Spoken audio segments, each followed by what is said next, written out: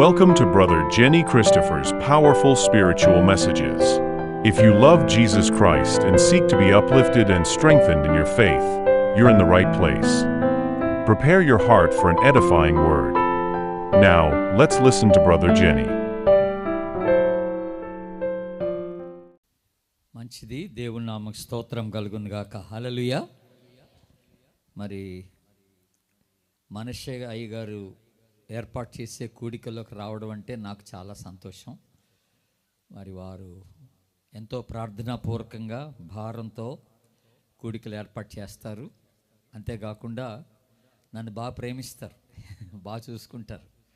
మరి అమ్మగారు కూడా ఇంటి దగ్గర అసలు మాట్లాడరు, ఏటి చాలా గొప్ప పని చేస్తారు, మొత్తానికి మాట్లాడరు. కానీ మరి చాలా బాగా ఆతిథ్యం ఇస్తారు. మరి అయ్యగారి యొక్క ప్రేమ ఆతిథ్యాన్ని బట్టి నేను ప్రభుని ఎంతో స్తుతిస్తున్నాను. ఇక్కడ నాకు ఏ కొరత ఉండదు, ఇక్కడికి వస్తే ఇంట్లో ఉన్నట్టుగా ఉంటుంది, ఏ కొరత ఉండకుండా బాగా చూసుకుంటారు. మరి ఈ 3 దినాలు చక్కని ఏర్పాట్లు చేసి నాకు ప్రేమతో ఈ ఆహ్వానం ఇచ్చి చక్కగా చూసుకున్నందులకై వారికి నా హృదయపూర్వకమైన కృతజ్ఞతలు. అమ్మగారికి అక్కడ చెప్తాను నేను.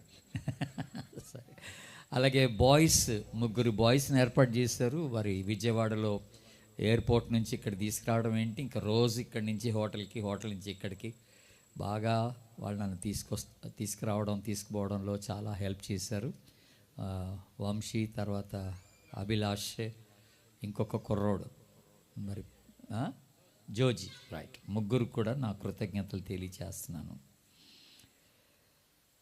పాస్టర్స్ అందరికి కూడా నా కృతజ్ఞతలు తెలియజేస్తున్నాను.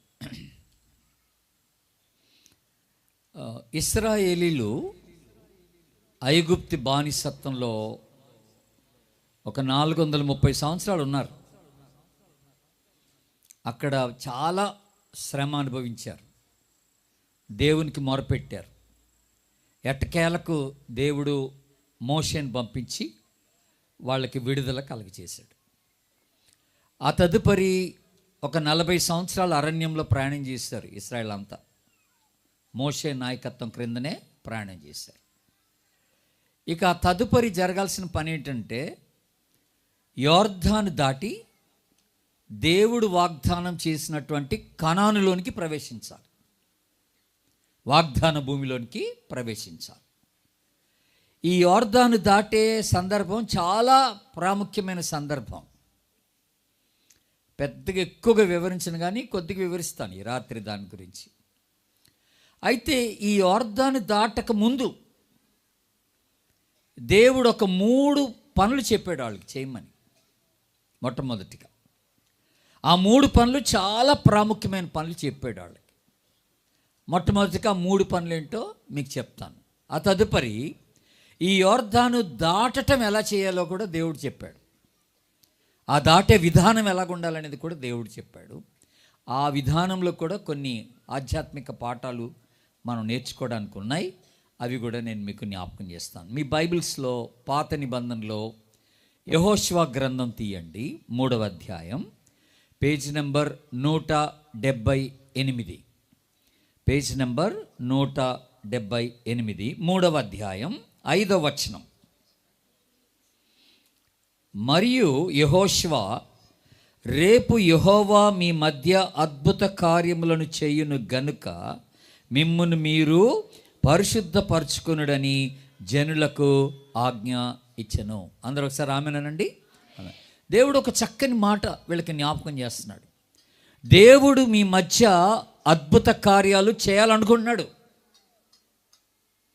కనుక మీ నుండి ఒకటి ఆశిస్తున్నాడు ఆయన. అదేంటంటే మిమ్మల్ని మీరు పరిశుద్ధపరచుకోండి అంటున్నాడు. దేవుని బిడ్డలారా, దాదాపుగా మొదటి దినం నుండి ఈ మాట మన మనసులోకి వస్తూ ఉంది, ఊరికే మన చెవుల్లో పడతా ఉంది ఊరికే. అదేంటంటే దేవుని సన్నిధిలో మనల్ని మనం పరిశుద్ధపరచుకోవడం, విశ్వాసులమైన మనం క్రీస్తు రక్తంలో కడగబడి రక్షణలో పరిశుద్ధంగా జీవించడం, ఇది చాలా అవసరం. ప్రభువు జ్ఞాపకం చేస్తున్నాడు.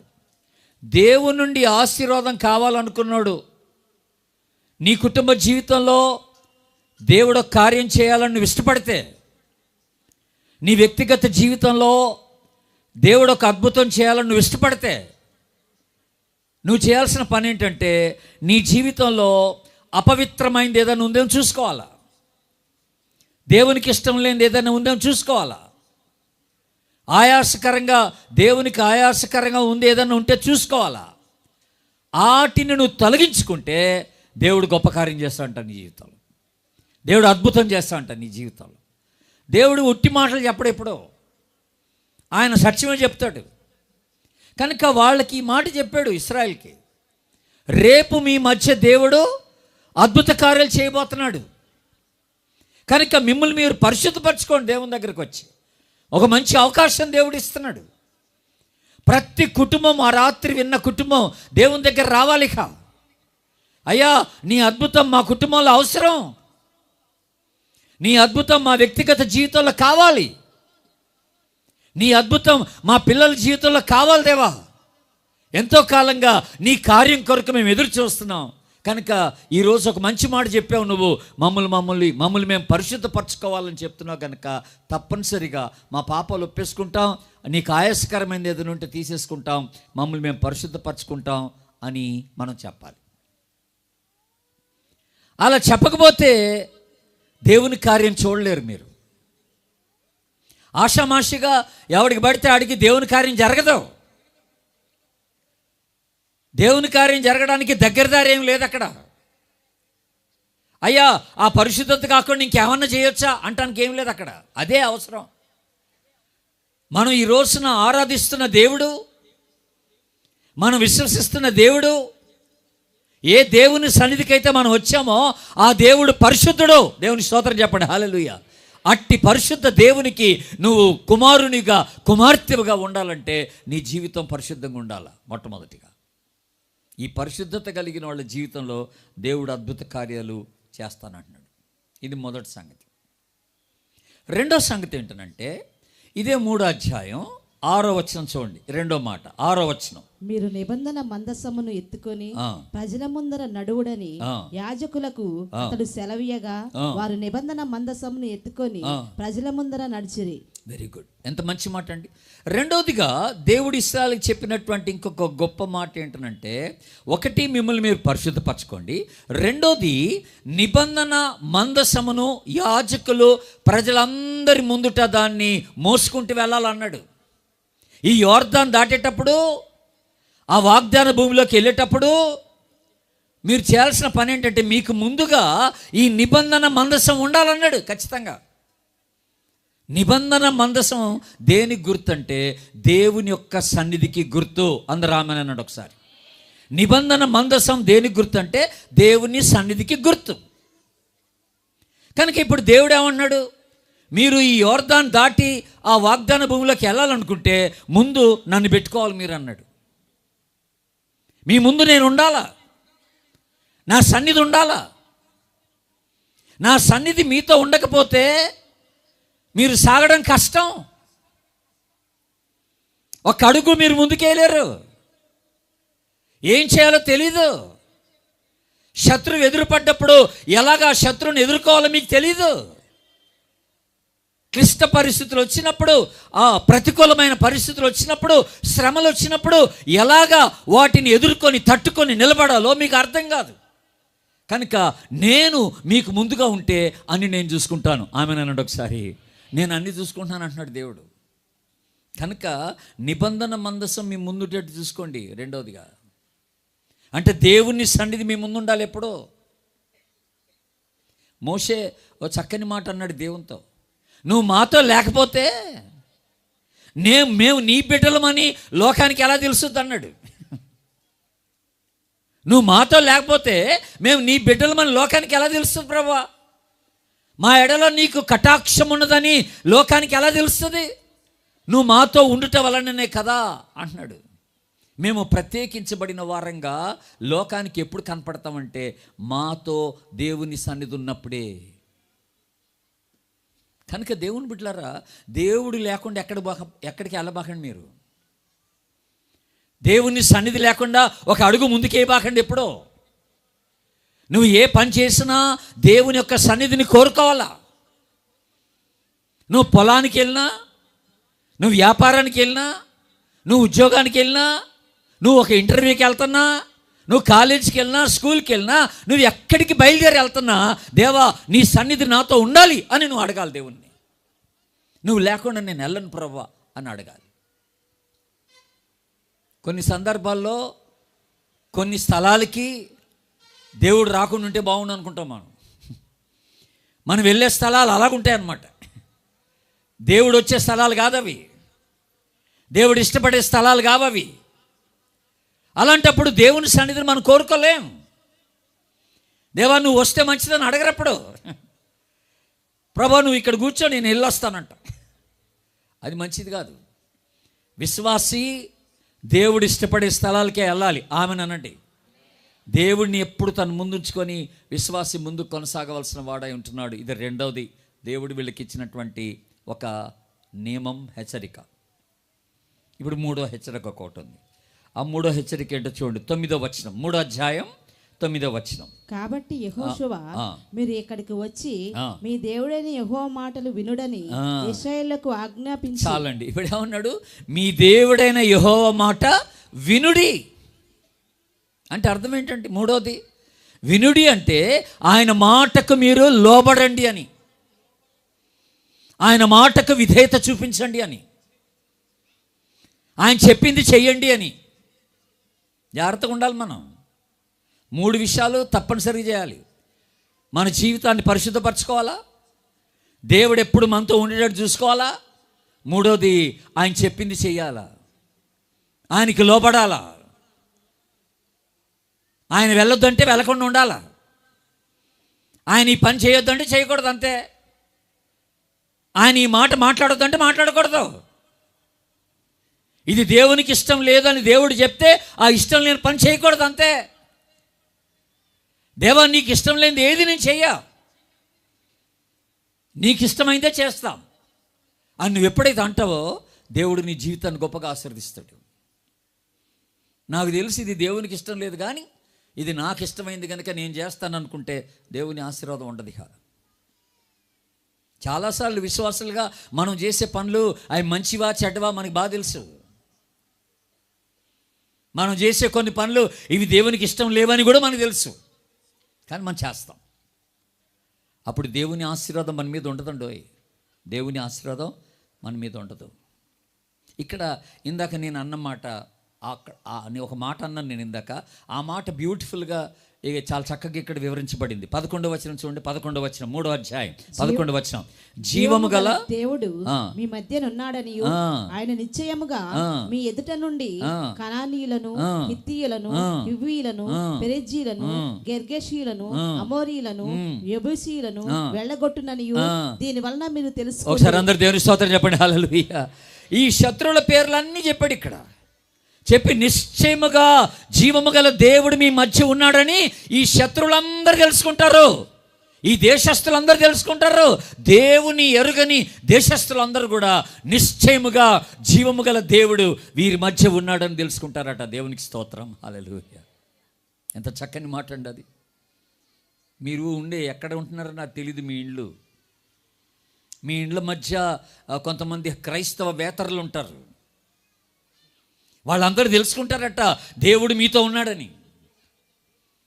మీ మాటల్ని బట్టి, మీ ప్రవర్తనని బట్టి, మీ ఇంట్లో ప్రార్థనలు జరుగుతుంటే దాన్ని వినబట్టి, మీరు ఊరికే బైబిల్ పట్టుకొని మందిరానికి వెళ్ళే దాన్ని బట్టి నిశ్చయముగా దేవుడు ఈ ఇంట్లో ఉన్నాడు, దేవుడు వీరితో ఉన్నాడని మన చుట్టూన్నటువంటి ప్రజలు తెలుసుకుంటారట. దేవుని బిడ్డలారా, ఈ 3 కార్యాలు తప్పనిసరిగా మనము చేయవలసిన వారమై ఉంటున్నాం.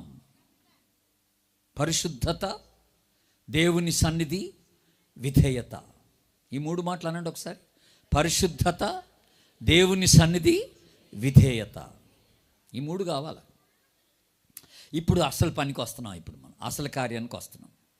ఇప్పుడు వీళ్ళు ఏ నది దాటి దేవుడు వాగ్దానం చేసిన భూమిలోకి వెళ్ళాలి చెప్పండి. ఇప్పుడు యోర్దాను. అందరు చెప్పండి గట్టిగా. ఏ నది? యోర్దాను దాటాల. ఇప్పుడు యోర్దాను దాటడానికి ముందుగా దేవుడు వీళ్ళకి కొంత నియమాలు పెట్టాడు, కొన్ని హెచ్చరికలు ఇచ్చాడు, ఎలా దాటి వెళ్ళాలో చెప్పాడు. ఇది ఇప్పుడు మనం ఈ రాత్రి నా పాఠం అదే. చాలా ప్రాముఖ్యమైన పాఠం. అయితే ఇప్పుడు దాదాపుగా ఒక 10 లక్షల మంది ఇశ్రాయేలీలు, పిల్ల జల్ల, యవనస్తులు, వృద్ధులు, స్త్రీలు, పురుషులు అందరు కలిపి ఓ 10 లక్షల మంది ఉంటారనుకోండి. వీళ్ళకి ముందట ఎవరు నడవాలని ఉంది? యాజకులు నడవాల. యాజకులు అంటే ఎవరు? దేవుని సేవ చేసేటువంటి వాళ్ళు, మన పాస్టర్ లాంటి వాళ్ళు అన్నమాట. ఈ యాజకులు ముందు నడుచుకుంటా ఈ యాజకులు ఏం చేయాలట? మందసాన్ని మోయాల, నిబంధన మందసాన్ని మోయాలట. వాళ్ళు ఆ మోసేవాళ్ళు ఎంతమంది ఉంటారండి? కాకపోతే 4 ఉంటారేమో. ఈ 4 యాజకులు మోస్తారు దాన్ని. ఇప్పుడు మీకు అసలు సంగతి చెప్తాను వినండి.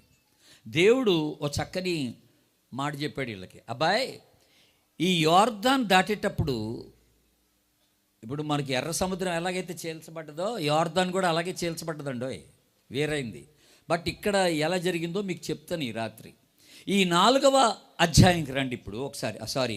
ఈ 3వ అధ్యాయంలో 15-16 వచనాలు గమనించండి ఒకసారి. 3వ అధ్యాయం యెహోషువ గ్రంథం 15-16 వచనాలు. అప్పుడు ఆ మందసమును మోయువారు యోర్దానులో దిగిన తరువాత మందసమును మోయు యాజకుల కాళ్ళు నీటి అంచున మునగగానే పైనుండి పారు నీళ్లు బహుదూరమున సారెతాను నొద్దనున్న ఆదామను పురమునకు దగ్గర ఏకరాశిగా నిలిచారు. ఆగండి, దేవుని స్తోత్రం చెప్పండి. హల్లెలూయా.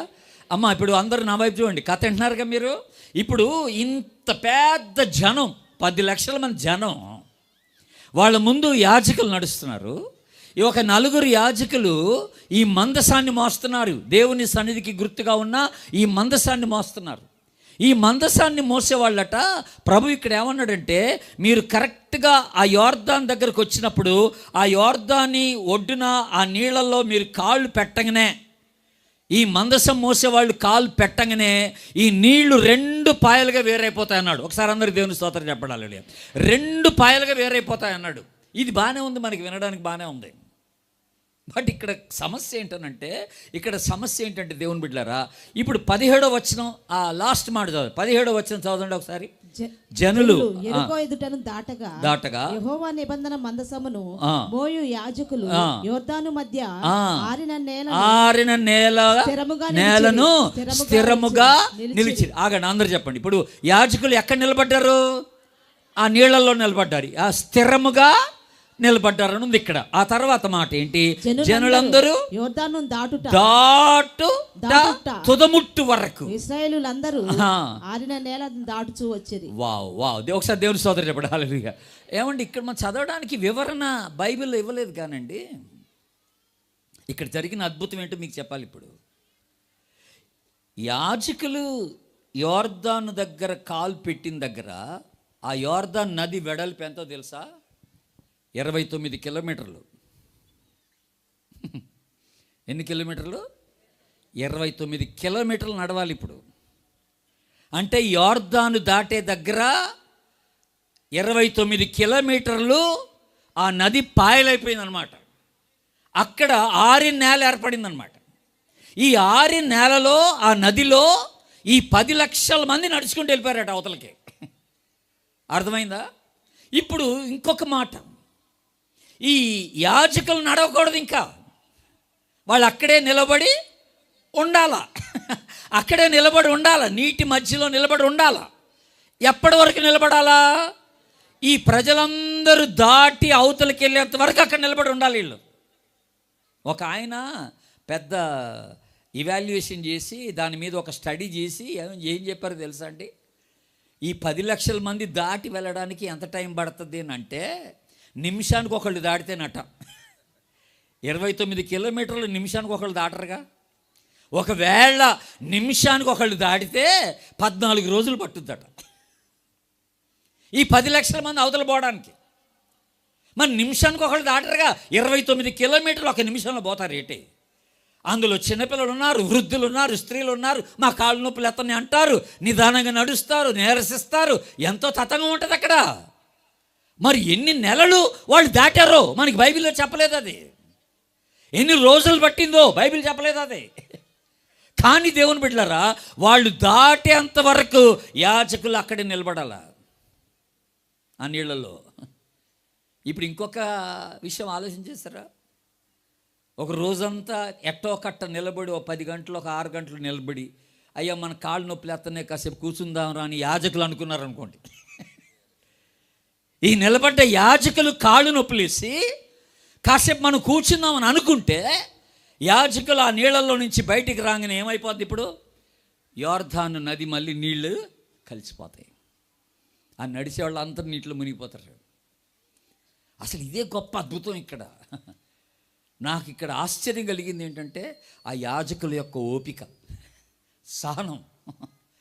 ఎన్ని రోజులు ఈ ప్రజలు దాటేంత వరకు రేయింబగళ్ళు అలాగే నిలబడి ఉంటాం. తిండి లేదు, తిప్పలేదు. బాబా ఎంత గొప్ప అద్భుతం. మనకి ఇవన్నీ వివరణ రాయలేదు బైబిల్లో. వీళ్ళు ఉట్టికి దాటి వెళ్ళిపోయారని ఉంది అంతే.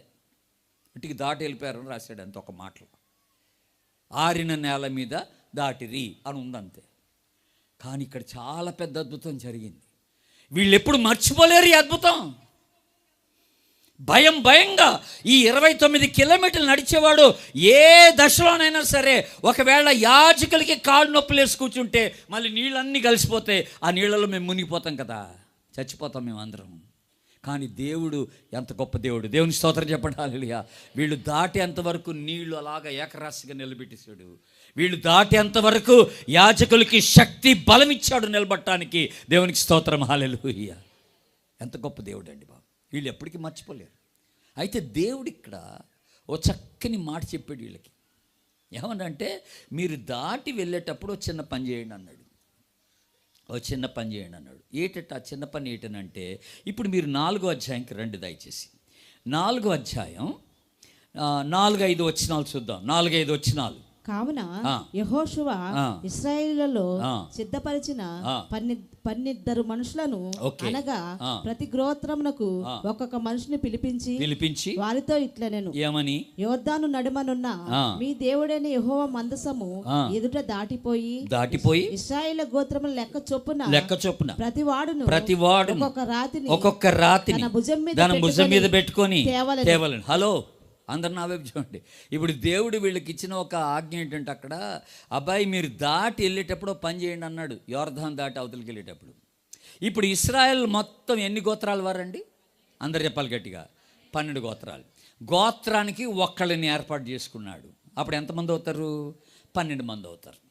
అప్పుడు ఈ 12 మందికి ఏం చెప్పాడంటే, తలా ఒక రాయి ఈ యోర్దాను నడుము నుండి ఓ పెద్ద రాయి తీసుకొని భుజం మీద పెట్టుకొని అవతలికి వెళ్ళండి అన్నాడు.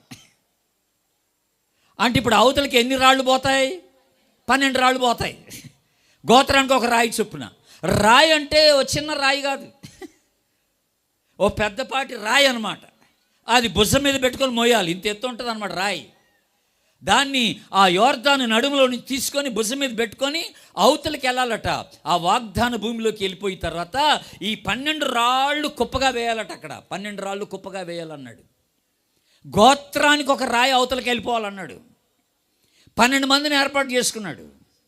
ఈ 12 మంది 12 రాళ్ళు తీసుకుని అవతలకి వెళ్ళిపోయారు. ఇప్పుడు ఎందుకు ఈ 12 రాళ్ళు అని అంటే, దేవుడు ఒక 3 కారణాలు చెప్పాడు ఈ 12 రాళ్ళు ఎందుకు అంటే. మొదటిది చూడండి, 4వ అధ్యాయం దయచేసి 7వ వచనాన్ని చూడండి. ఇప్పుడు 7వ వచనం, 4వ అధ్యాయం 7వ వచనం. అది యోర్దానును దాటుచుండగా యోర్దాను నీళ్లు ఆపబడెను గనుక ఈ రాళ్ళు చిరకాలము వరకు ఇశ్రాయేలుకు జ్ఞాపకార్థముగా ఉండును. హలో వింటున్నారా అండి? ఈ రాళ్ళు ఎవరికి జ్ఞాపకార్థం? ఇశ్రాయేలీలకు జ్ఞాపకార్థం. దేనికి జ్ఞాపకార్థం అన్నాడు? యోర్దాను దాటుచుండగా యోర్దాను నీళ్లు ఆపబడెను గనుక. దేవునికి స్తోత్రం, హల్లెలూయా. అంటే ఈ 12 రాళ్ళు అవతలికి వెళ్ళిన తర్వాత ఈ 12 రాళ్ళు చూస్తున్నప్పుడల్లా ఇశ్రాయేలు గుర్తుపెట్టుకోవాల్సింది ఏంటంటే, దేవుడు అద్భుత రీతిగా మాకు ఆ యోర్దాన్ని దాటి అవతలికి తీసుకొచ్చాడని తెలుసుకోవాలట. ఇవి ఇశ్రాయేలీలకి ఒక సాక్ష్యపు రాయిగా ఉంటుందన్నమాట. దేవుని కార్యాన్ని గుర్తు చేసే రాయి అది. మేము మర్చిపోలేని ఒక సంఘటన జరిగింది యోర్దాన్లో. దేవుడు కొన్ని రోజుల పాటు, కొన్ని నెలల పాటు ఆ నీళ్ళని రాశిగా ఆఫ్ చేసి పెట్టేశాడు. కొన్ని నెలల పాటు ఇక్కడ యాజకులు నిలబడే ఉన్నారు, ఆ మందసం ఎత్తుకున్న యాజకులు నిలబడి ఉన్నారు. ఇది మామూలు అద్భుతం కాదు. దేవుడు ఎంతో గొప్ప అద్భుతం చేయబట్టి మేము ఆ యోర్దాన్ దాటి వాగ్దాన భూమిలోనికి రాగలిగామని ఇశ్రాయేలు ప్రతి క్షణం దేవుని కార్యాన్ని గుర్తు చేసుకోవడానికి అది జ్ఞాపకార్థ రాయి అని అన్నాడు దేవుడు. దేవునికి స్తోత్రం. సాక్ష్యం, అది సాక్ష్యపు రాయి. అది దేవుని బిడ్డలారా, ఈ రాయి సంగతి తర్వాత మాట్లాడదాం. ఇప్పుడు నేను అడిగేది ఏంటంటే, మీ ఇంట్లో సాక్ష్యపు రాయి ఉందా అని అడుగుతున్నా. దేవుడు ఈ కార్యం చేశాడు నా ఇంట్లో, మా అమ్మ జీవితంలో, మా నాన్న జీవితంలో, మా వ్యక్తిగత జీవితంలో దేవుడు ఈ కార్యం చేశాడు. దేవుని కార్యాన్ని గురించి చెప్పుకోవడానికి, సాక్ష్యంగా చెప్పుకోవడానికి మీ ఇంట్లో ఒక సాక్ష్యపు రాయి ఉందని అడుగుతున్నా. నీ మట్టుకు నువ్వు నీ పొరుగు వారికి చెప్పడానికి ఒక సాక్ష్యపు రాయి నీ ఇంట్లో ఉండాలా? ఈ రాయి అట ఇశ్రాయేలీలకు సాక్ష్యార్థమై ఉండాలన్నాడు, అక్కడ జ్ఞాపకార్థంగా ఉండాలన్నాడు. అంతే కదండి. ఇంకొక మాట ఇక్కడ ఉపయోగించబడింది, అది చూడండి. 4వ అధ్యాయం 21, 22 వచనాలు. ఎందుకు ఈ రాళ్ళు అంటే ఇంకో మాట చెప్పాడు. ఎందుకట?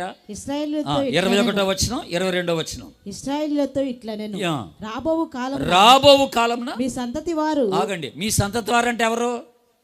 అందరు చెప్పాలి. సంతతి వారు అంటే ఎవరు? మీ పిల్లలే. అందరు చెప్పండి. సంతతి వారు అంటే ఎవరు?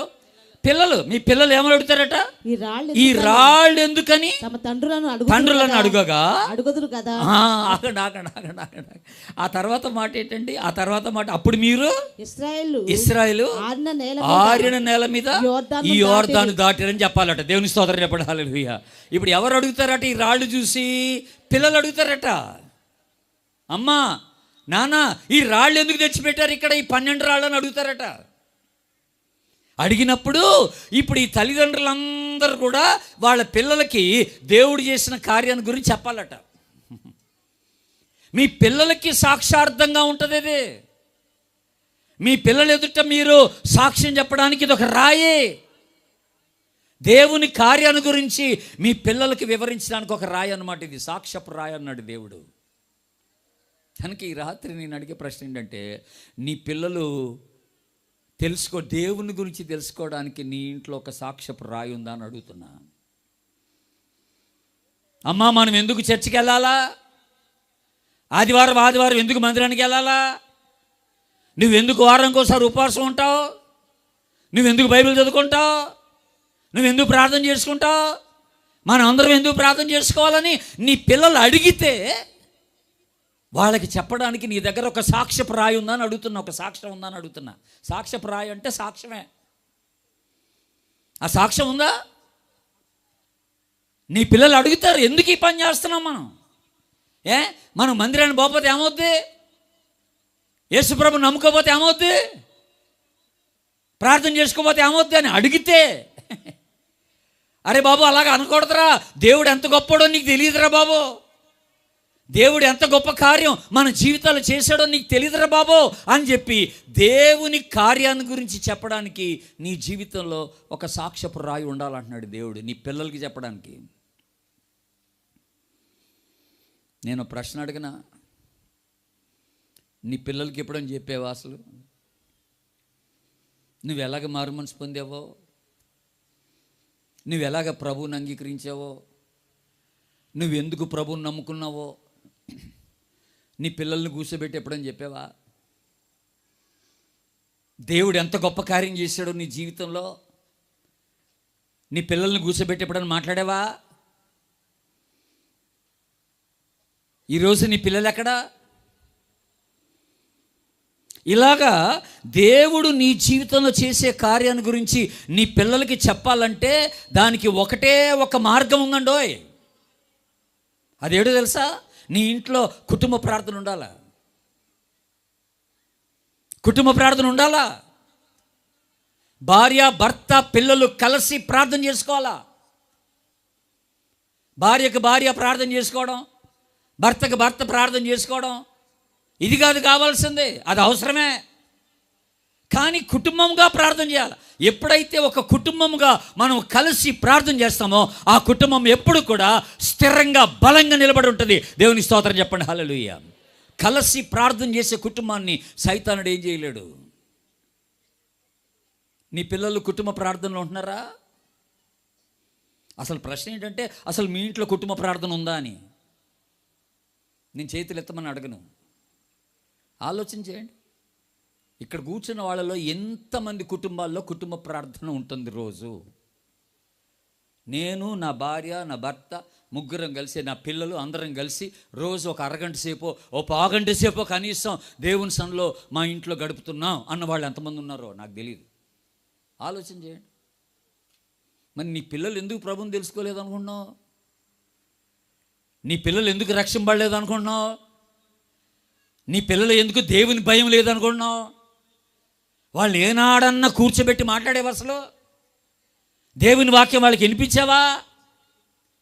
మనమేమనుకుంటామంటే మన పిల్లలు సండే స్కూల్కి వెళ్ళిపోతున్నారు, సండే స్కూల్ టీచర్సే చూసుకుంటారులే అని. వారానికి ఒకసారి ఒక గంట సేపు నువ్వు సండే స్కూల్కి పంపి పిల్లలు మారకపోతే సండే స్కూల్ టీచర్ని నువ్వు నెపమేయడం మంచిది కాదు. వాళ్ళు ఆడు ఏం బోధిస్తున్నారు అని అంటాం మంచిది కాదు. రోజంతా పిల్లలు నీ దగ్గర ఉంటారు కదా, 24 గంటలు నీ దగ్గరే ఉంటారు వాళ్ళు.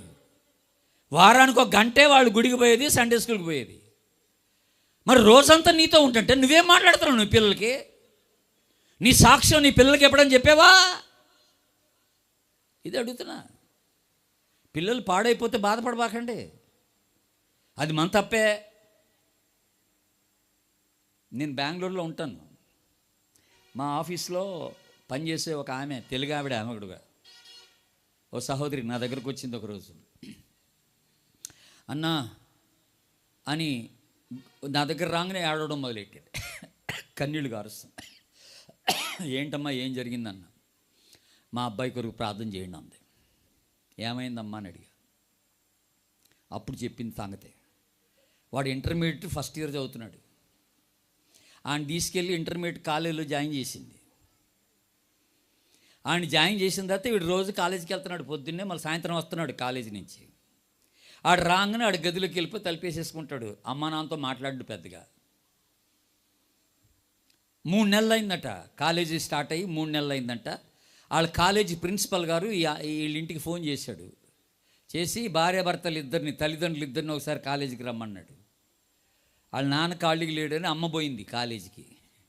ప్రిన్సిపల్ గారు పిలిచారు కదా అని పోయింది. పోతే ప్రిన్సిపల్ గారు కూర్చోబెట్టి ఒక మాట అన్నాడట, అమ్మా నువ్వు కొడుకుని తీసుకొచ్చి కాలేజీలో జాయిన్ చేసావు, ఆ జాయిన్ చేసే రోజునే చూశాను ఆడిని, మళ్ళీ ఈ 3 నెలలు ఆడు కాలేజీకి రాలేదన్నాడంట. ఈ 3 నెలలు ఆబ్సెంట్ ఆడు రావట్లేదు కాలేజీకి అని రిజిస్టర్ చూపిస్తే, ఆ రిజిస్టర్లో ప్రతిరోజు ఆబ్సెంట్ ఆడు కాలేజీలో లేడాడు. వీళ్ళ అమ్మకి గుండె పగిలిపోయింది. ఇది ఏట్రా, పొద్దున్నేడు ఇంట్లో నేను కాలేజీ పోతానని మమ్మీ అని బ్యాగ్ తీసుకొని బయలుదేరుతున్నాడు, మరి సాయంత్రం కాలేజీ అయిపోయే టైంకి ఇంటికి వచ్చేస్తున్నాడు, మరి ఈ మధ్యలో ఎడిపోతున్నట్టు వీడు తెలీదు. బాగా బాధపడిపోయింది. అయ్యా వాడితో నేను మాట్లాడతాను, ఎలాగైనా ఒక అవకాశం ఇవ్వండి అయ్యా అని చెప్పి గబగబా ఆఫీసు నుంచి ఇంటికి బయలుదేరపలా వీడికి ఎవడో చెప్పేశాడు, అరే మీ అమ్మ వచ్చిందిరా కాలేజీకి అని. చెప్తారుగా. ఆడి అక్కడున్నాడో పరుగున ఇంటికి వచ్చాడు. ఆడు ఇంటికి వచ్చి గదిలోకి వెళ్ళిపోయి తలుపేసుకున్నాడు ఎప్పుడులాగానే. ఏమో కోపంగా ఇంటికి వచ్చింది. వచ్చి గబగబ తలుపు కొడితే వీడు తలుపు తెరవాడు. అరే తలుపు తెర్రా అని ఎంత కొట్టినా తెరవట్లేదు. ఆఖరికి పక్కింటి వాళ్ళని పిలిపించి తలుపు పగలు కొట్టేశారు. తలుపు పగలు కొడితే ఆ లోపల చేసే పని ఏంటంటే కత్తిపెట్టి కోసేసుకున్నాడు. ఇక్కడ కత్తిపెట్టి కోసేసుకొని రక్తం కారుతా ఉంది, మంచం మీద స్పృహ తప్పి పడిపోయి ఉన్నాడు, రక్తం కారుతా. ఏం జరుగుతుందో తెలియదు. దేవుని మహాకృపలో వాళ్ళ అమ్మ టైంకి రాబడి సరిపోయింది. గబగబాడిని హాస్పిటల్ తీసుకెళ్ళి బతికిచ్చారు. ఆ తదుపరి నేను ఆడితో మాట్లాడాను, ఏట్రా ఈ పిచ్చి పని ఎందుకు చేసావని. ప్రతిరోజు వస్తాడు ఇంటి దగ్గర, కాలేజీ నుంచి అంటే కాలేజీ పోయినట్టే పోతున్నాడు, సాయంత్రం ఇంటికి వస్తాడు, ఎవరితో మాట్లాడకుండా గదిలో ఉండి తలుపేసేసుకుని అక్కడే కూర్చుంటాడు లోపట. ఆడు ఏం చేస్తున్నాడో తెలీదు, ఏ బొమ్మలు చూస్తాడో తెలీదు. మొబైల్లో ఏం చూస్తాడో, టీవీలో ఏం చూస్తాడో ఎవరికి తెలీదు. ఏ అలవాటుకి లోనైపోతున్నాడో, ఎలాంటి యొక్క స్నేహితులకి వాళ్ళ ప్రేరేపణకి లోనైపోయాడో, ఏ పాపానికి అప్పగించుకున్నాడో వాడి జీవితాన్ని పాడు చేసుకుంటున్నాడో. తల్లిదండ్రులు ఆ నిఘా వేయకపోతే వాడిని కూర్చోబెట్టి ప్రార్థనలో కూర్చోబెట్టి వాడికి ప్రభువుని గురించి చెప్పకపోతే తప్పిపోయే ప్రమాదం ఉంది. జాగ్రత్త. నీ బిడ్డలు ఎక్కడున్నారో నీకు తెలుసా? నీ కొడుకులు ఎక్కడున్నారో నీకు తెలుసా? వాళ్ళు ఏ కాలేజీ చదువుతున్నారో నీకు తెలుసా? వాళ్ళ స్నేహితులు ఎవరో నీకు తెలుసా? వాళ్ళు ఎవరింటికి వెళ్తారో, వాళ్ళు చేసే పనులేంటో నువ్వు ఎప్పుడైనా గమనించావా? గమనిస్తున్నావా? నీ పాటికి నువ్వు బైబిల్ పట్టుకొని మందిరానికి వచ్చేస్తున్నావు. నేను ప్రార్థన చేసుకున్నాను, బాగానే ఉంది అనుకుంటున్నావు. మరి నీ పిల్లల సంగతి ఏంటంటున్నాడు ప్రభు ఇక్కడ. ఇది నీ సంతానం, నీ పిల్లలు ఈ రాళ్ళు ఎందుకని అడిగితే వాళ్ళకి సాక్షార్థంగా ఈ రాళ్ళు ఉండాలా. దేవుని స్తోత్రం చెప్పండి. హల్లెలూయా. నీ జీవితంలో ఒక సాక్ష్యం ఉంటే ఆ సాక్ష్యం నీ పిల్లలకి చెప్పాల్సిందే, లేకపోతే నీ పిల్లలు తప్పిపోతారు. సుమా జాగ్రత్త, జాగ్రత్త. ఆదికాండం తీయండి ఒకసారి, 35వ అధ్యాయం తీయండి. ఆదికాండం 35వ అధ్యాయం. ఇక్కడ ఇంకొక అద్భుతమైన ఒక సంఘటన జరిగింది, అది చెప్తాను మీకు. ఆదికాండం 35వ అధ్యాయం మొదటి 3 వచనాలు చూద్దాం. దేవుడు యాకోబుతో, నీవు లేచి బేతేలునకు వెళ్ళి అక్కడ నివసించి నీ సహోదరుడైన ఏశావు ఎదుట నుండి నీవు పారిపోయినప్పుడు నీకు కనబడిన దేవునికి అక్కడ బలిపీఠమును కట్టుమని చెప్పగా యాకోబు. అందరు నా వైపు చూడండి ఒకసారి అమ్మా. ఇప్పుడు ఈ 35వ అధ్యాయంలో దేవుడు యాకోబుతో మాట్లాడుతున్నాడు. మీరందరూ తెలుసుకోవాల్సిన ఒక విషయం ఏంటంటే, యాకోబుని 2 సార్లు దేవుడు కలుసుకున్నాడు, దర్శనం ఇచ్చాడు. ఒకసారి ఏమో బేతేలు దగ్గర 28వ అధ్యాయంలో, మరొకసారి పెనియేలు, అది పెనియేలు అనుభవం, అది 32వ అధ్యాయంలో ఆదికాండం. 2 సార్లు దేవుడు యాకోబుని కలుసుకున్నాడు. అయితే మొదటిసారి కలుసుకుంది ఎక్కడంటే బేతేల్లోనే, 28వ అధ్యాయంలో. అక్కడే ఆ నిచ్చెన ఆకాశానికి వేయబట్టం చూశాడు. అక్కడే ఆ అన్నని నాన్ని మోసం చేసి పారిపోయి వస్తుండగా దేవుడు సంధించాడు, దేవుడు పట్టుకున్నాడు. అక్కడ దేవుడు ఆశీర్వదించడం మొదలెట్టేశాడు అక్కడ యాకోబుతో. ఆ గొప్ప అనుభవం అక్కడ యాకోబుకు ఉండిందండి. ఇప్పుడు మీరు జాగ్రత్త వినాలి. ఆ బేతేల్లో యాకోబు కలిగిన అనుభవం నుండి ఈ 35వ అధ్యాయంకి వచ్చే లోపల ఎన్ని సంవత్సరాల కాలం గడిచిపోయిందంటే 20 సంవత్సరాలు గడిచిపోయింది. అప్పటికే 20 సంవత్సరాలు. ఇప్పుడు యాకోబు పిల్లల్ని నేర్చుకొని ఇక్కడికి వచ్చాడు. ఇప్పుడు దేవుడు మళ్ళొకసారి యాకోబుని దర్శించి ఇప్పుడు యాకోబుతో ఏమన్నాడంటే, ఎక్కడైతే బేతేల్లో ప్రభువు నిన్ను కలుసుకున్నాడో మొట్టమొదటిసారి, ఇప్పుడు నీ పిల్లల్ని తీసుకొని నీ భార్యను తీసుకొని అక్కడికి వెళ్ళిపోయి అక్కడ నా కొరకు ఓ బలిపీఠం కట్టమన్నాడు. మంచి మాటేగా.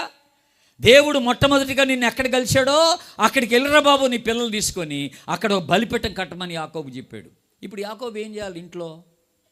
అరే అబ్బాయి, అందరు బ్యాగ్ సర్దుకుంటారా, మనం బేతేలుకి వెళ్ళిపోతున్నాం, దేవుడు రమ్మన్నాడు, అక్కడ బలిపీఠం కట్టమన్నాడు, పెట్టే బేడ సర్దుకొని అందరూ వెళ్ళిపోదాం అని భార్యతో పిల్లలతో చెప్పాలి కదండి.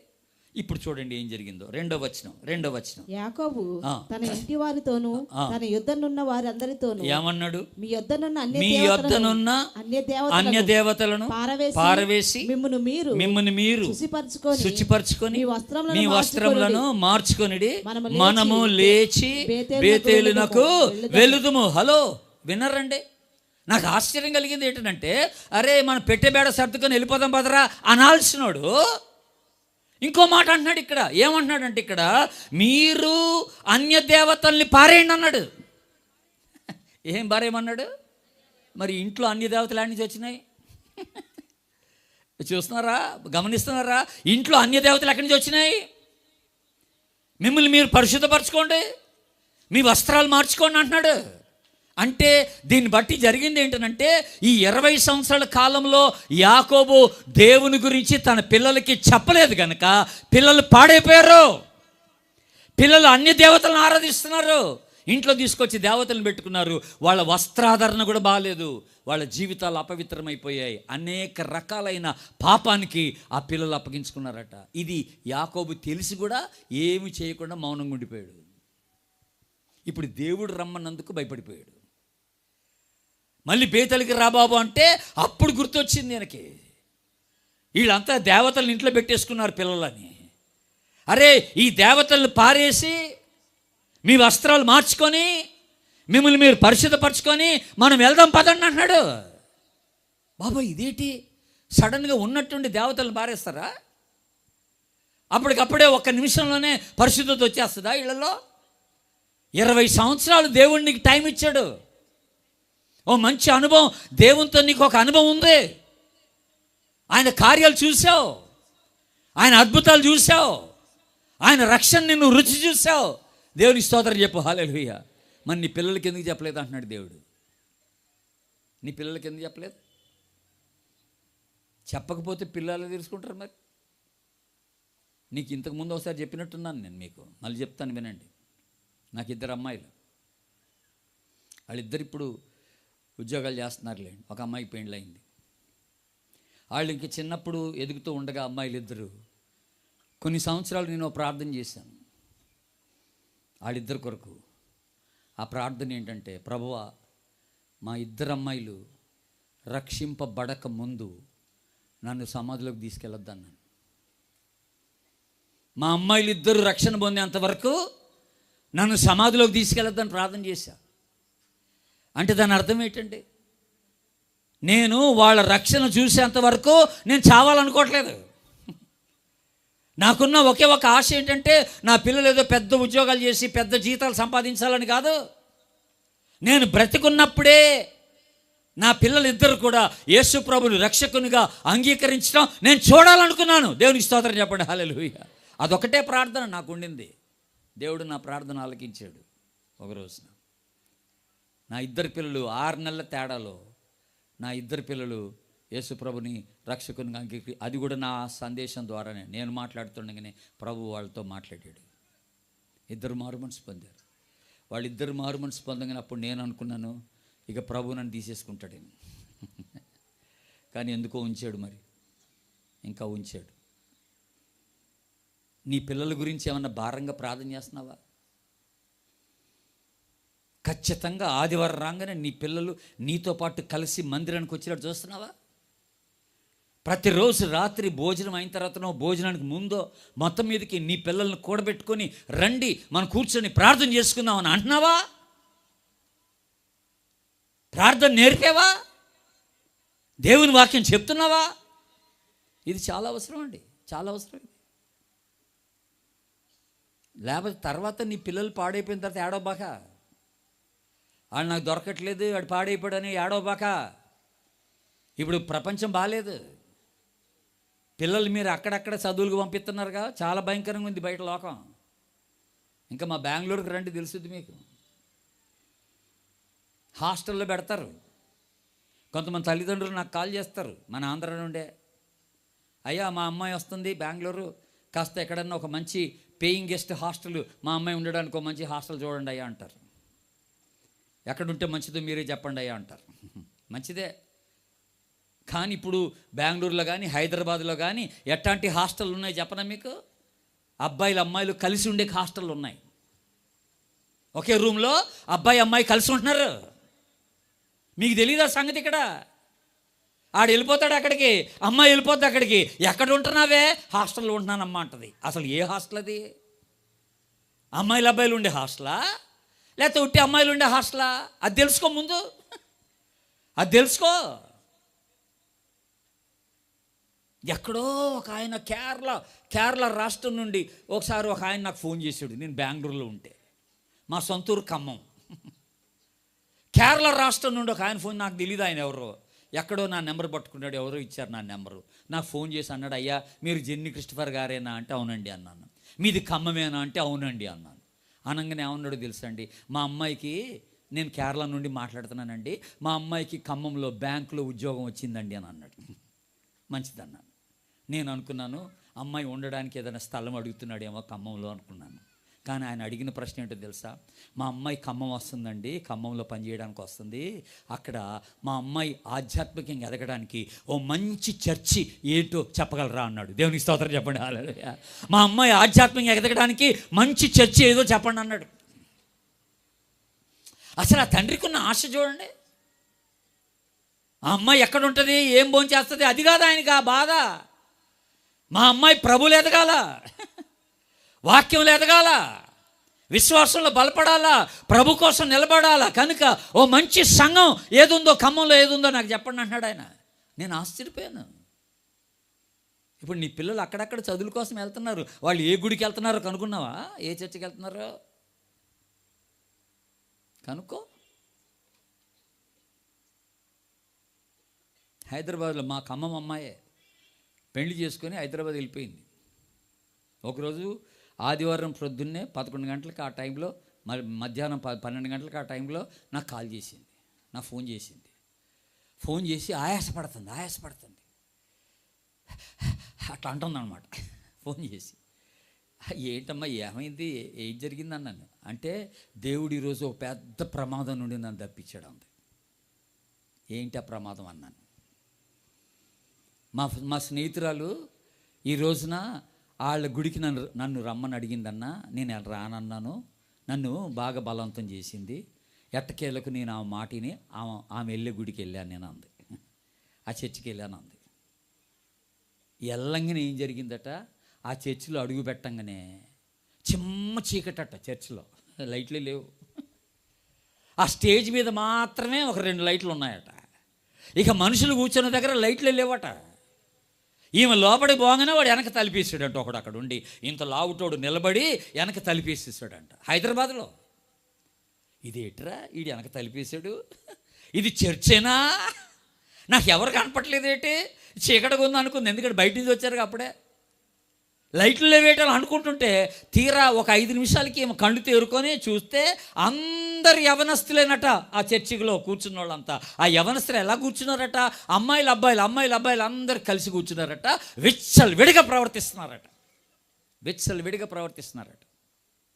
ఇంతగా చర్చి ఏంటో తెలుసా? సాతాను సంఘం. హైదరాబాద్లో ఉంది అది, మా బెంగళూరులో కూడా ఉన్నాయి కొన్ని. సాతాను సంఘం.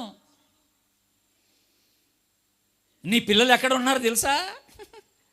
ఈ అమ్మాయికి భయం వేసిపోయి ఒక 5 నిమిషాలు కూడా అక్కడ ఉండలేక చెమటలు వచ్చేసి, ఇక నేను వెళ్ళిపోతాను, నేను ఇక్కడ ఉన్నానని పరుగున ఆ డోర్ దగ్గరికి వస్తే, ఆ గుమ్మం దగ్గరికి వస్తే ఆడు నువ్వు వెళ్ళటానికి లేదు అన్నాడట. వెనక్కి నెట్టేసాడు. ఈ ఆరాధన అయ్యేంత వరకు నువ్వు బయటికి వెళ్ళటానికి లేదన్నాడు. వాడి బెదిరించాడు. దెబ్బకి అదిరిపోయింది, గోలు పెట్టేసింది, గట్టిగా అరిసేసిందట.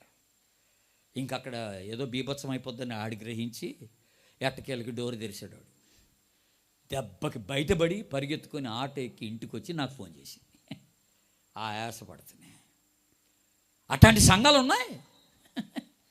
నీ పిల్లలు ఎక్కడికి వెళ్తున్నారో తెలుసుకోవాలా, నీ పిల్లలు ఎక్కడ వాక్యం వింటున్నారో తెలుసుకోవాలా, ఏ సంఘానికి వెళ్ళి ఆధ్యాత్మికంగా బలపడుతున్నారో నువ్వు తెలుసుకోవాలా. దేవుని బిడ్డ, నువ్వు బ్రతికుండగానే నీ పిల్లలందరూ రక్షింపబడేటట్టుగా దేవుని సన్నిధిలో కన్నీటితో ప్రార్థన చేయాలి. అందరూ ఆమె అన్నాడు ఒకసారి. ఇది మన ప్రార్థన అవ్వాలా. దేవా, నా పిల్లలు ఎవ్వరు కూడా నశించడానికి లేదు నాయన, అందరూ పరలోకంలో ఉండాలి, నా పిల్లలందరూ పరలోకంలో ఉండాలి అనుకో. ఆదికాండం 18వ అధ్యాయం చూడండి ఒకసారి. ఆదికాండం 18వ అధ్యాయం తీయండి. 17వ వచనం చూడండి ఒకసారి. 17వ వచనం. అప్పుడు యెహోవా, నేను చేయబోవు కార్యము అబ్రహామునకు దాచెదనా. ఆపండి అక్కడ. హలో, ఎడ చదివావమ్మా, ఎడ చదివావు? అది ప్రశ్నేగా. ఎడ చదివావు? నేను చేయబోవు కార్యము అబ్రహామునకు దాచెదనా అని అన్నాడు. ఎవరన్నారమ్మా? దేవుడే. దాచెదనా అంటే అర్థం ఏంటి? దాయలేను కదా అని. నేను చేయబోవు కార్యమును అబ్రహామునకు దాయలేను కదా అని అర్థం. దేవుడు ఒక కార్యం చేయాలనుకున్నాడట, దాన్ని తప్పనిసరిగా అబ్రహాంకి చెప్పాలనుకున్నాడట. ఎందుకని? అబ్రహాంకి చెప్పబోతే ఏమవుద్ది? దేవుడు కదేనా, సార్వభౌముడు కదా, అన్ని ఎరిగినవాడు కదా, ఆయన ఏదైనా చేయాలనుకుంటే చేసేయచ్చు కదా, అబ్రహాంకి ఎందుకు చెప్పాలా? విషయం ఏంటంటే దేవుని బిడ్డలారా, అబ్రహాం విషయంలో దేవుడు ఒక విషయాన్ని ఖచ్చితంగా నమ్మాడట. ఏంటో తెలుసా? అబ్రహాం ఎలాంటి వాడని దేవుడు నమ్మాడో తెలుసా అండి? 19వ వచనం చూడండి. 19వ వచనం ఎలాంటి వాడని దేవుడు నమ్మడి చూస్తుంది. 19వ వచనం ఎట్లనగా యెహోవా అబ్రహామును గూర్చి చెప్పినది అతనికి కలుగజేయునట్లు తన తరువాత తన పిల్లలను తన ఇంటి వారును నీతి న్యాయములు జరిగించుచు యెహోవా మార్గమును గైకొనుటకు అతడు వారికి ఆజ్ఞాపించినట్లు నేను అతన్ని ఎరుగున్నాను. దేవుని స్తోత్రం చెప్పండి. హల్లెలూయా. దేవుడు అన్నాడు, నేను అబ్రహాముని ఒక విషయంలో ఎరుగున్నాను. అదేంటంటే, నేను ఏదైనా ఒక విషయం అబ్రహాముకి చెప్తే తప్పనిసరిగా అతడు తన పిల్లలకి చెప్తాడు. ఈ విషయంలో నాకు ఆ నమ్మకం ఉందన్నాడు దేవుడు. దేవునికి స్తోత్రం చెప్పండి. హల్లెలూయా. అమ్మా, దేవుడు నిన్ను ఆ విషయంలో నమ్మగలడా? ఈ రాత్రి దేవుడు నీకు బోధిస్తున్న విషయాలన్నీ నీ పిల్లలకి నువ్వు చెప్పగలవా? నువ్వు చెప్తున్నావా? నేను ఇంట్లో లేనప్పుడు మా పిల్లలు ఆదివారం చర్చికి పోయి వస్తే నేను ఎక్కడున్నా ఫోన్ చేసి అడుగుతాను, చర్చిలో ఇవాళ ఏం ప్రసంగం చేశారని, మీరు విన్నారా అని. ఇద్దరు కలిసి మొత్తం మీదకి ప్రసంగం అంతా చెప్తారు. ఈమొక పాయింట్, ఆమొక పాయింట్, ఈమొక పాయింట్, ఆమొక పాయింట్, మొత్తం మీదకి ఇద్దరు కలిసి ఆ ప్రసంగం అంతా నా మనసులో వేసేస్తారు. వినాలా? అరే, సండే స్కూల్కి వెళ్ళావు, ఏం చెప్పారని అడిగావు ఎప్పుడన్నా? ఇవాళ ఏం నేర్చుకున్నారని అడిగావా? యూత్ మీటింగ్కి వెళ్ళావు, ఈరోజు అక్కడ వాక్యం ఏం చెప్పారని అడిగావా? రిట్రీట్ జరిగింది కదా, యూత్ రిట్రీట్, దినమంతా చర్చిలోనే ఉన్నావు, ఇవాళ ఏం చెప్పారో అడిగావా? నువ్వు అడగవు, ఎందుకు ఆలస్యంగా వచ్చావు అంటావు. కానీ ఈరోజు ఏం విన్నావు, ఏం నేర్చుకున్నావు, నువ్వేం సమర్పణ చేసుకున్నావు అని అడగవు. మరి నీ పిల్లలు ప్రభులోకి ఎలాగొస్తారనుకున్నావు నువ్వు? నీ పిల్లలు ఎట్లా రక్షింపడతారు అనుకున్నావు నువ్వు? పిల్లలు పాడైన తర్వాత నువ్వు ఏడవబాకమ్మా. అది బుద్ధిహీనత. నీకు అవకాశం ఉండగానే, దేవుడు నీతో మాట్లాడుతుండగానే ఈ పని నువ్వు చేయాలి. కొంతమంది కొన్ని ఇళ్లలో ఏమంటారట, అయ్యా మా భర్త లేడు, సరైన పెంపకం లేదు మా అబ్బాయికి మా అమ్మాయికి, నేను ఒక్కదాన్ని ఇంట్లో, నా వల్ల ఎక్కడ అవడం లేదు ఇది అని అనుకుంటారు కొంతమంది. తిమోతికి రాసిన 2వ పత్రిక తీయండి ఒకసారి, అందరూ బైబిల్స్ తీయండి దయచేసి. తిమోతికి రాసిన 2వ పత్రిక 1వ అధ్యాయానికి రండి. Page number 194. Page number 194. 1వ అధ్యాయం 3, 4, 5 వచనాలు. నా ప్రార్థన యందు ఎడతెగక నిన్ను జ్ఞాపకం చేసుకొనుచు నీ కన్నీళ్లను తలుచుకొని నాకు సంపూర్ణ ఆనందం కలుగుటకై నిన్ను చూడవలనని రేయంబగళ్ళు అపేక్షించుచు నీ యందున్న నిష్కపటమైన విశ్వాసమును జ్ఞాపకం చేసుకోండి. పౌలు గారు ఎవరికి రాస్తున్నాడు? తిమోతికి రాస్తున్నాడు. తిమోతికి ఏమని రాస్తున్నాడు? నీ యందున్న నిష్కపటమైన విశ్వాసమును నేను జ్ఞాపకం చేసుకొంచున్నాను అన్నాడు. అంటూ ఇప్పుడు ఆ తర్వాత మాట ఏంటో చదవండి. నా పితృఆచార ప్రకారం నిర్మలమైన మనసాక్షితో నేను సేవించుచున్న దేవుని ఎడల కృతజ్ఞుడనై ఉన్నాను. ఓకే, ఆ విశ్వాసము మొదట నీ అవ్వయైన లోయలోను నీ తల్లి అయిన ఇనికేలోను వసించెను. అది నీయందును సహా వసించుచున్నదని నేను రూఢిగా నమ్మచ్చు. దేవుని స్తోత్రం చెప్పండి. హల్లెలూయా. పౌలు గారు యవనస్తుడైన తిమోతికి రాస్తే ఏమంటున్నాడంటే, నీలో గొప్ప విశ్వాసం ఉందిరా బాబు అన్నాడు. మంచి విశ్వాసం ఉంది నీలో, నిష్కపటమైన విశ్వాసం నీ యందు ఉంది. ఈ విశ్వాసం ఎవరిలో ఉందో తెలుసా? మీ అమ్మమ్మలో ఉంది, మీ అమ్మలో ఉంది. తిమోతి యొక్క తండ్రి అన్యుడు, గ్రీసు దేశస్థుడు. తిమోతి వాళ్ళ అమ్మ యూదురాలు, విశ్వాసి. వాళ్ళ నాన్న అసలు ఈయన్ని పట్టించుకోలేదు, కుర్రోడిని, అన్యుడు కనుక అమ్మే పట్టించుకుంది, వాళ్ళ అమ్మమ్మ పట్టించుకుంది. వాళ్ళిద్దరు కలిసి వీడికి మొత్తం మీదకి చిన్నప్పటి నుంచే వాక్యాన్ని చెప్పడం మొదలెట్టారు తిమోతికి. చూడండి ఇక్కడ ఈ 2వ తిమోతి 3:14 ఏముందో, 3వ అధ్యాయం 14 వచనం. 2వ తిమోతి 3:14 ఏమనుంది? క్రీస్తు యేసునందు ఉంచవలసిన విశ్వాసము ద్వారా రక్షణార్థమైన జ్ఞానము నీకు కలిగించుటకు శక్తిగల పరిశుద్ధ లేఖనమును బాల్యము నుండి నీవు ఎరుగుదువు. ఎప్పటి నుండి ఎరుగుదువు? అందరు చెప్పాలి. ఎప్పటి నుండి ఎరుగుదువు? బాల్యము నుండి నువ్వు ఎరుగుదువు. రక్షణార్థమైన జ్ఞానము కలిగించు ఈ లేఖనాన్ని నువ్వు బాల్యము నుండి ఎరుగుదువు. చిన్న వయసు నుండే దేవుని యొక్క వాక్యం నువ్వు తెలుసుకున్నావురా బాబు. నువ్వు ఎక్కడ తెలుసుకున్నావంటే మీ అమ్మ ద్వారా, మీ అమ్మమ్మ ద్వారా. అప్పుడు పౌలు గారు వచ్చి చెప్పలే చిన్నప్పటి నుంచి. దేవుని బిడ్డలారా, మన ఇంట్లో ఇప్పుడు అమ్మ నాన్న ఉంటే అమ్మ నాన్న బాధ్యత పిల్లలకు చెప్పడం, నాన్నొక్కడే ఉంటే అది నాన్న బాధ్యత, అమ్మ ఒక్కతే ఉంటే అమ్మ బాధ్యత, అమ్మమ్మ ఉంటే అమ్మమ్మ బాధ్యత, తాతయ్య ఉంటే తాతమ్మ బాధ్యత, నానమ్మ బాధ్యత. గుర్తుపెట్టుకోండి. మనవాళ్ళకి మనవరాళ్ళకి బోధించాలా, ఇది మీ బాధ్యతే. ఒక విశ్వాసి అయిన అమ్మమ్మగా, ఒక విశ్వాసి అయిన నానమ్మగా, ఒక విశ్వాసి అయిన తాతయ్యగా దేవుడిని ఎందుకు పెట్టాడు అనుకుంటున్నావు? ఇంకా బతికించి ఎందుకు ఉంచాడు అనుకుంటున్నావు? నీ మనవాళ్ళకి మనవరాళ్ళకి బోధించాలని, ప్రభుని గురించి చెప్పాలని. ఇది చాలా అవసరం, ఇది చాలా అవసరం అండి బాబు. కానీ నేను ముగించేస్తాను, లాగండి. ఇక్కడ ఒక చక్కని మాట 71వ కీర్తన తీయండి ఒకసారి, మీకు ఒక మాట చెప్తాను.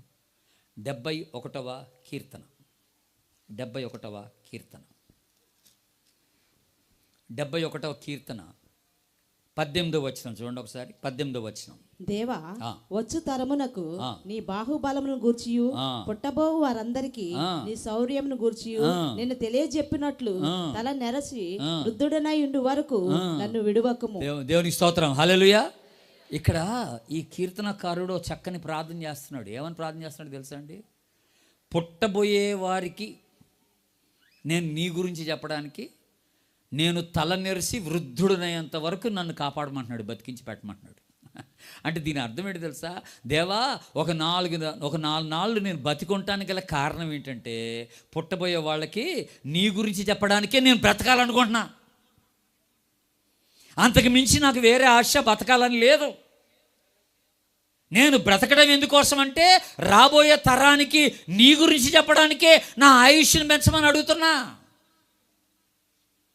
మనం అందరం అంటాం, అయ్యా ఓ 4 రోజులు కాపాడయ్యా, ఓ 1 సంవత్సరం కాపాడే అంటే ప్రభు అడుగుతాడు, ఎందుకు సంవత్సరం పాటు ఉండాలనుకుంటున్నావు అని. ఒక 6 నెలలు ఎందుకు బతకాలనుకుంటున్నావు? ఓ 4 రోజులు ఎందుకు బ్రతకాలనుకుంటున్నావు అంటే దానికి మీ సమాధానం ఏంటప్పుడు? అయ్యా నాకు ఒకే ఒక ఆశ ఉందయ్యా, అది నా పిల్లలకి మీ గురించి చెప్పాలనుకుంటున్నానయ్యా 4 రోజులు బతికితే. ఆ ఆశ ఎవరిలో ఉందా మీలో ఇప్పుడు? నేను అట్ట చెప్పలేని పరిస్థితి వచ్చినప్పుడు నన్ను తీసేసుకో అయ్యా అని అనగలరా?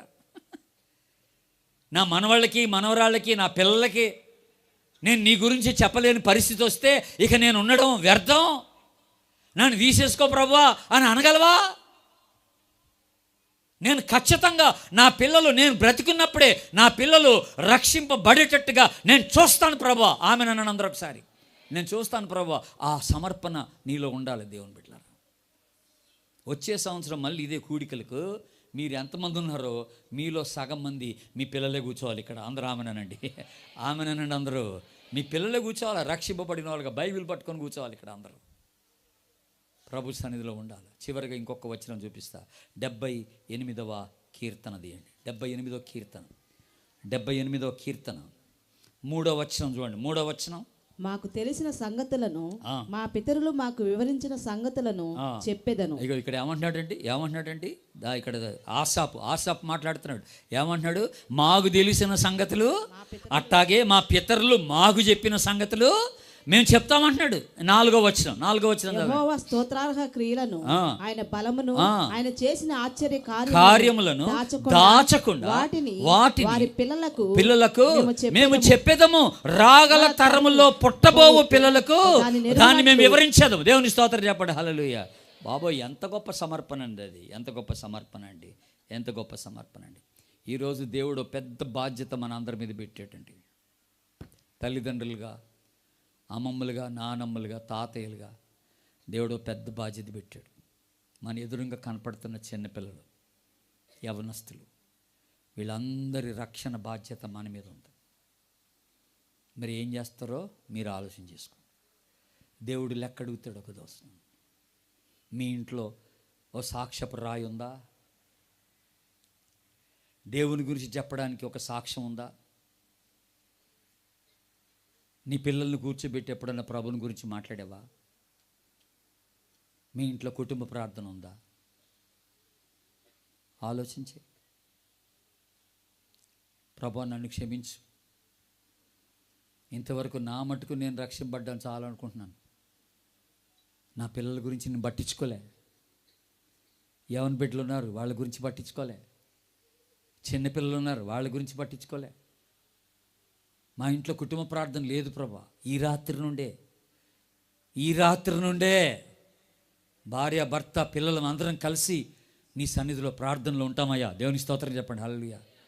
మా కుటుంబాలు దీవించండి అయ్యా, మా పిల్లలు దీవించండి అయ్యా, మా పిల్లలు పాడు కాకూడదయ్యా, మా పిల్లలు నీ బిడ్డలకి ఎదగాలని మేము కోరుకుంటున్నాం అయ్యా. ఆమెనానండి. తలలు వంచండి, కళ్ళు మూసుకొని ప్రార్థన చేసుకుందాం. చిన్న ప్రార్థన, ఎవరి మనసులో వాళ్ళు చిన్న ప్రార్థన చేసుకోండి. ఎవరు లెగొద్దు. నా అయిపోయింది, ప్రసంగం అయిపోయింది, ఎవరు లెగొద్దు. పరిశుద్ధాత్మ దేవుడు సూటిగా మనందరితో మాట్లాడాడు. ప్రియ సహోదరి, ప్రియ సహోదరుడా, అసలు నువ్వు రక్షింపడ్డావా? నువ్వు మారు మనసు పొందావా? క్రీస్తు రక్తంలో కడగబడిన అనుభవం నీకుందా? అసలు ఉంటే ఆ రక్షణ అనుభవం గురించి నీ పిల్లలతో మాట్లాడుతున్నావా? ఎప్పుడని చెప్పావా? ఎవరికైతే ఇంతవరకు రక్షణ లేదో,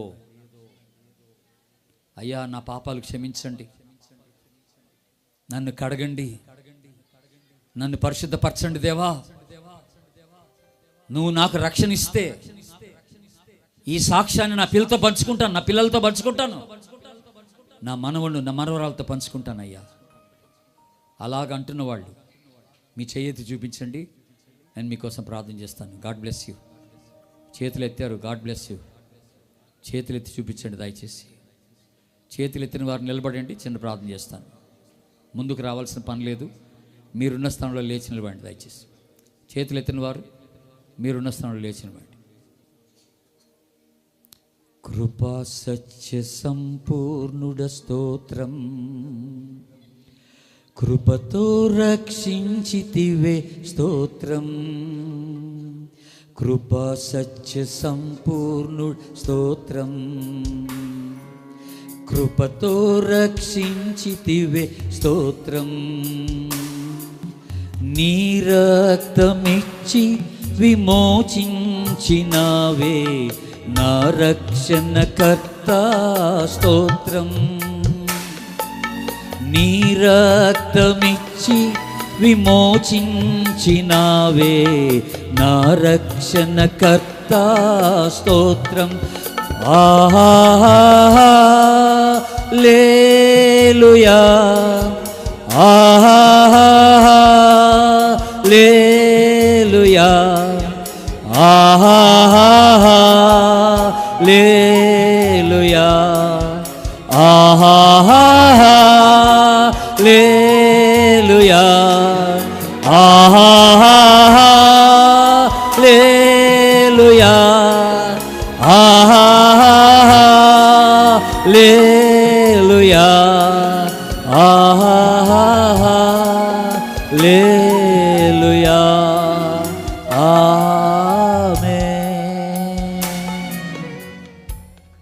ఇంకెవరైనా సరే ఇప్పుడు ఇంకొక చిన్న మాట, ఇంకొక మాట మిమ్మల్ని అందరినీ మీకు అడగాలనుకుంటున్నాను. యవన బిడ్డలు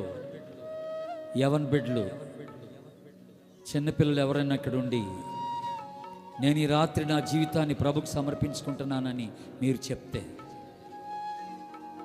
దయచేసి మీరున్న స్థానంలో లేచి నిలబండి. చిన్నపిల్లలు, యవన బిడ్డలు, నా జీవితాన్ని నేను ప్రభుకు సమర్పించుకుంటున్నాను, నా కోసం ప్రార్థన చేయండి అనేవాళ్ళు. గాడ్ బ్లెస్ యూ మా, గాడ్ బ్లెస్ యూ. చిన్నపిల్లలు, యవనస్తులు లేచి మీరున్న స్థానంలో లేచి నిలబండి. మీకోసం నేను ప్రార్థన చేస్తాను.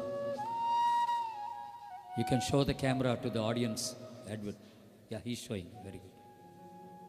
దేవునికి స్తోత్రం. ఇంకెవరైనా చిన్నపిల్లలు లేచి నిలవండి.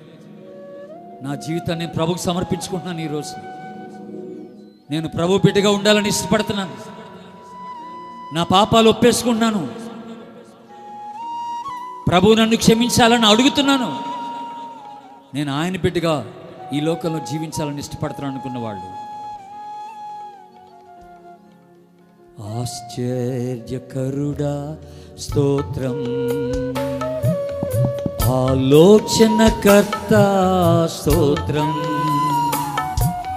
బలమైన దేవా నిత్యుడవగు తండ్రి, సమాధాన అధిపతి స్తోత్రం, బలమైన దేవా నిత్యుడవగు తండ్రి, సమాధాన అధిపతి స్తోత్రం. హల్లెలూయా, హల్లెలూయా, హల్లెలూయా, హల్లెలూయా, హల్లెలూయా, హల్లెలూయా, హల్లెలూయా, ఆమేన్. మంచిది. నేను ప్రార్థన చేయబోతున్నాను కనుక చిన్న మనవి, చిన్నపిల్లలు ముందుకు రండి ఇక్కడికి. ఎవరైతే చిన్నపిల్లలు లేచి నిలబడ్డారో మీరు మాత్రం స్టేజ్ దగ్గర రండి ఒకసారి. చిన్నపిల్లలు మీరు ఎక్కడున్నా లేచి నిలబడిన పిల్లలు ముందుకు వచ్చేయండి దయచేసి. చిన్నపిల్లలు మాత్రం, యవనస్తులు చిన్నపిల్లలు ముందుకు వచ్చేయండి. దేవునికి స్తోత్రం. పరలోకం ఎంతో ఆనందిస్తుంది ఈ రాత్రి, పరలోకం ఎంతో ఆనందిస్తుంది. పరిశుద్ధాత్మ దేవుడు గొప్ప కార్యం చేస్తున్నాడు. మన అందరు కళ్ళు మూసుకోండి దయచేసి. పిల్లలందరూ కళ్ళు మూసుకోండి, ప్రార్థన చేసుకోండి. ప్రభువా, నన్ను నీ బిడ్డగా చేసుకో, నీ రక్తంలో కడుక్కో, నన్ను పరిశుద్ధపరచు, నేను నీకోసం జీవిస్తాను ప్రభువా అని చిన్నపిల్లలు ఎవరైతే ప్రభుకు సమర్పించుకుంటున్నారో వాళ్ళంతా ముందుకొచ్చి ప్రార్థన చేసుకోండి. అమ్మ, తల్లులైన వారు, తండ్రులైన వారు మీ పిల్లల కొరకు కూడా ప్రార్థన చేస్తూ అక్కడ నిలబడి ఉండండి దయచేసి. అక్కడ నిలబడి ఉండండి, చిన్న ప్రార్థన చేసుకోండి.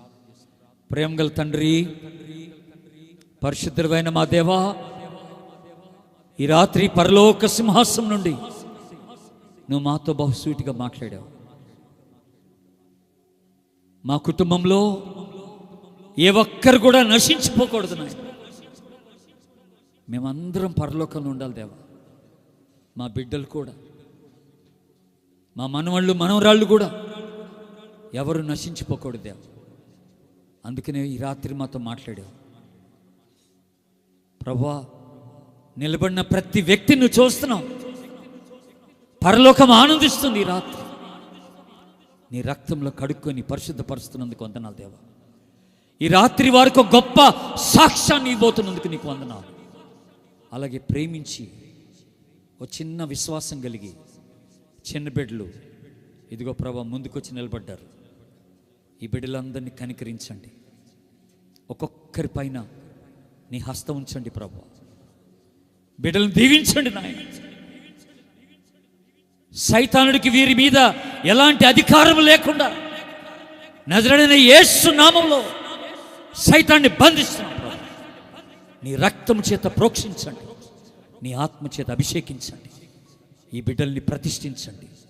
నీ బిడ్డలుగా ప్రతిష్ఠించుకొని నీ కొరకు సాక్షులుగా జీవింపచేసుకొని మాయం పొందమని బిడ్డలందరినీ మీ కృపాహస్తాలకు అప్పగించుకుంటూ, నిలబడిన ప్రతి వ్యక్తిని మీ కృపాహస్తాలకు అప్పగించుకుంటూ యేసు పరిశుద్ధ నామం కృతజ్ఞతతో ప్రార్థించి వేడుకుంటున్నాము తండ్రి.